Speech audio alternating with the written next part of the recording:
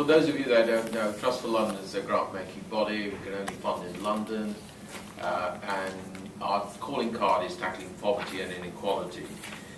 And we consider access to legal advice, advocacy and support critical in upholding the rights of the poorest and most marginalised in society. Thirdly, according to this report, which we funded, it's outside, it's available, I think I talked about it last year, there is greater support for advice services in London, and there's a greater level of need because of the high levels of poverty and high levels of inequality that exist. So based on the sort of the mission, the rationale, the evidence, which is about universal credit coming in, the greater need, the housing benefit changes, the greater need that's around, we have devised our new funding priorities for the coming period 2013 to 2017 based on that. And those are looking, and I thought I'd concentrate on that really, because there's a small ray of sunlight in that for you. I mean, you know, the future of advice services you asked us to speak about, I could have said one word and walked away, which is grim. But you know that. But okay, you know, sometimes out of these kinds of periods of adversity, something good might come about. Okay, I'm actually quite confident that good things will come about because the sector is just amazingly good at looking at innovative ways, at different ways. But what it lacks is the ability to source that funding, and we want to be part of that tapestry of where money might be available for some of these sort of innovative ways which might be worth trying out. So outside you'll find this 2-page of our funding guidelines. Do have a look and you'll see on the first page, out of the 5 funding priorities, advice is one of them.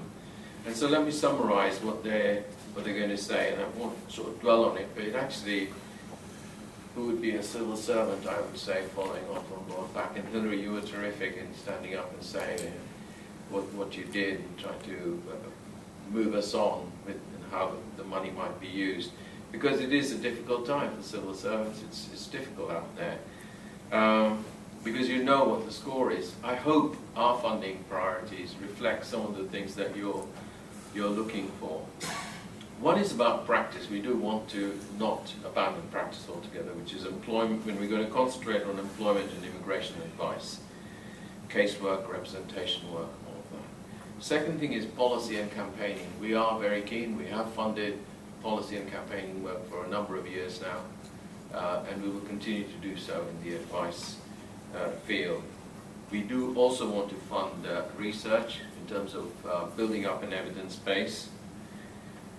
We want to talk about innovation, developing new models of funding advice. I've always wondered about no win, no fee. Is that an area that we could get into? What does it actually mean? Because I don't think it's just approaching it as some of the commercial firms do, but there might be different ways in which we might be able to do it. Okay, it's about recycling some of the money. Building capacity is about improving the capacity and skills of voluntary organisations working in the advice sector. And the last element of this is coordination, something that Hillary talked about, that we are keen for coordination of the delivery of advice services locally and regionally. So those are the sort of 6 elements. You can get more detail from the funding guidelines which are available on the website. Trustful website. We have also ourselves gone down the route of actually looking at how can advice services be provided in a different way. And we, along with Diana Memorial Trust, Diana Princess of Wales Memorial Trust, which actually stops at the end of this year, looked at developing, setting up a strategic legal fund, which tries to go upstream to stop cases coming downstream. We're concentrating on children, refugee and asylum-seeking children under the age of 21. But it's really to see if caseload can be stemmed further up by helping establish case law. Again, details on that are available both from our website, Diana Princess of Wales Memorial website, and indeed, if you just hit Strategic Legal Fund, you'll go to it directly. Now, some of the other elements, and I won't be long about this, is that it's critical that, one element is what you find is elsewhere in London, elsewhere in the country, not as much in London, but it still exists in London. It is seen as a service, advice is seen as a service provided for poorer people. It goes across social classes in London, much more so than outside of here. For those of you outside of London, it's something that's really important to stress, that it's actually, advice is a service that's applicable to all social classes. And we need to be able to say that everyone benefits from it.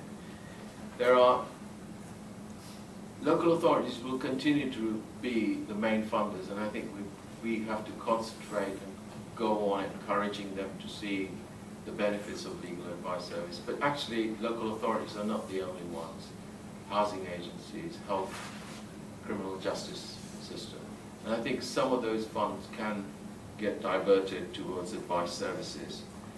So it's worth thinking about that. And then the last thing which I wanted to say was, despite the cuts, I think it's really important that the advice sector doesn't start concentrating its services to people who are already receiving them, or only to people who are already receiving. We do need to stretch out to communities that have difficulty in accessing some of the services. And I could base that on race, could base that on gender, could base that on geography, even within an area like London. And I think that's really critically important, that we make services as widely available as possible.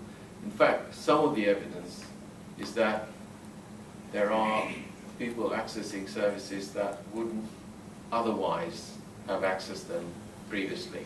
It sort of slightly contradicts my point, but you'll see the changing nature of advice, and you'll be aware of it more than me. But there was an issue about where's Sarah being someone who regularly accessed services, but in fact now has to wait so long that she doesn't access services because a new group altogether has come in to receive the services, and it's of a higher socio-economic class that's coming to receive those services. So poorer people on the one hand will miss out, but there are actually poor people who are missing out altogether as well. So the tensions within the advice sector are quite huge, but we mustn't let the tensions at this moment in time just cause us to forget whole swathes of people who need those services. Okay, I'll stop on that. I'm happy to take questions. Thanks very much.